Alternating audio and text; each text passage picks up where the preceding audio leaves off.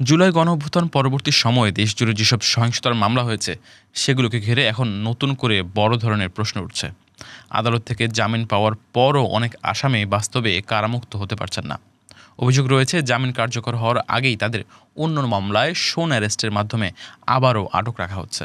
ফলে আদালতের আদেশ বাস্তবায়ন নিয়েই এক ধরনের জটিলতা ও অনিশ্চয়তা তৈরি হয়েছে। জামিন থেকে শুরু করে কারামুক্তি পর্যন্ত পুরো প্রক্রিয়াটি একাধিক প্রশাসনিক ধাপে বিভক্ত, যেখানে প্রতিটি ধাপে সময়ক্ষেপণ এবং অনিয়মের অভিযোগ রয়েছে। আদালতের জামিন আদেশ প্রথমে ডিএমপির প্রসিকিউশন বিভাগ হয়ে কারাগারে পৌঁছায়। তারপর তা বিভাগীয় পুলিশ কার্যালয়ে, সংশ্লিষ্ট থানা এবং আবার কারাগারে ফিরে আসে নিশ্চিতকরণের জন্য। এই দীর্ঘ প্রক্রিয়ার কারণে বাস্তবে মুক্তি পাওয়ার আগেই নতুন মামলায় শোন অ্যারেস্টের সুযোগ তৈরি হচ্ছে বলে অভিযোগ উঠেছে। আইন অনুযায়ী কোনো আসামির জামিন পেলে তা দ্রুত কার্যকর করে তাকে মুক্ত করা প্রশাসনের দায়িত্ব, কিন্তু সাম্প্রতিক সময়ে অভিযোগ উঠেছে এই প্রক্রিয়া কয়েক স্তরের প্রশাসনিক অনুমোদনের মধ্যে পড়ে দীর্ঘায়িত হচ্ছে। আদালতের জামিন আদেশ কারাগারে পৌঁছানো থেকে শুরু করে পুলিশ প্রশাসনের বিভিন্ন দপ্তর হয়ে আবার নিশ্চিতকরণ পর্যন্ত যেতে যেতে অনেক সময় লেগে যাচ্ছে। এই পুরো ধাপে অনিয়ম এবং অস্বচ্ছতার অভিযোগও সামনে এসেছে।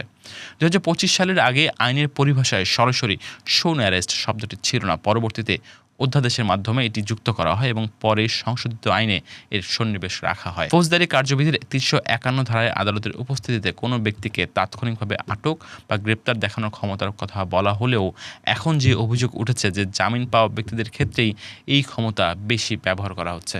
বাস্তবে এর প্রয়োগ নিয়ে তাই প্রশ্ন তুলেছেন আইনজীবী ও মানবাধিকার কর্মীরা। তাদের মতে অনেক ক্ষেত্রে দেখা যাচ্ছে জামিন পাওয়ার পরপরই নতুন মামলায় শোন অ্যারেস্টের মাধ্যমে ব্যক্তিকে আবারও কারাগারে রাখা হচ্ছে, যেখানে আগের মামলায় তার মুক্তির সুযোগ তৈরি হয়েছিল। এই পরিস্থিতিতে সাবেক মন্ত্রী, জনপ্রতিনিধি এবং সাংবাদিক সহ বিভিন্ন শ্রেণীর মানুষের ক্ষেত্রেও একই ধরনের ঘটনা ঘটছে।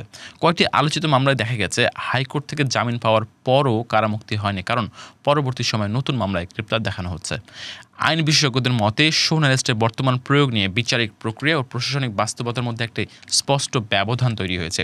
এই প্রক্রিয়া যদি স্বচ্ছভাবে এবং পর্যাপ্ত তদন্তের ভিত্তিতে না হয় তাহলে এটি আইনের অপব্যবহারের ঝুঁকি তৈরি করতে পারে। তারা মনে করছেন আদালতের আদেশ বাস্তবায়ন এবং শোন অ্যারেস্ট প্রয়োগের ক্ষেত্রে একটি স্পষ্ট ও কঠোর গাইডলাইন থাকা জরুরি, যাতে ব্যক্তির স্বাধীনতা অযথা সীমিত না হয়। জামিন কার্যকর না হওয়া এবং ধারাবাহিকভাবে নতুন মামলায় আটকে রাখার প্রবণতা বিচার ব্যবস্থার প্রতি আস্থাকে আরও দুর্বল করছে।